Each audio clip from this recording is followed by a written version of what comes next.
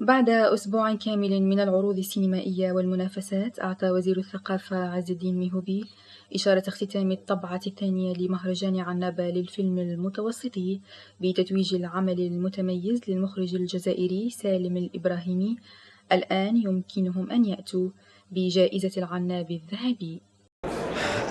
فرح كبير ليا ولأمازيغ كاتب ممثل تاع الفيلم، ولفرق نتاعنا لنوتر ايكيب، لأن هذا الفيلم في جو لور دوا لو فيلم à l'équipe à leur intelligence وكي كانوا يخدموا عن هذا الفيلم معايا، مش كانوا يخدموا عن فيلم، كانوا يخدموا عن تاريخ بلادهم وعائلتهم، و c'était quelque chose de très personnel pour eux.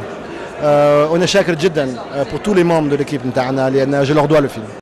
وزير الثقافة عز الدين ميهوبي كان حريصا في لقاء الأسرة الإعلامية على التذكير مرة أخرى أن هذا المهرجان سيتواصل في طبعات أخرى قادمة.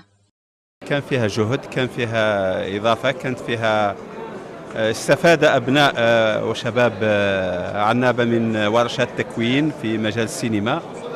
أعتقد هذا مكسب كبير. يعني المهرجان ليس فقط في مشاهدة أفلام وانتظار لمن تؤول الجائزة، ولكن أيضا الفائدة الأخرى هي هذه الورشات.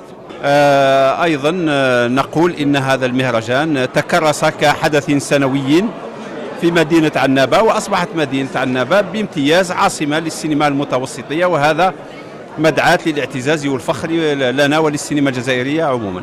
حفل اختتام الطبعة الثانية لمهرجان الفيلم المتوسطي عرف عدة تكريمات لأسماء جزائرية وعربية وأجنبية تركت بصمات واضحة في عالم السينما والصورة.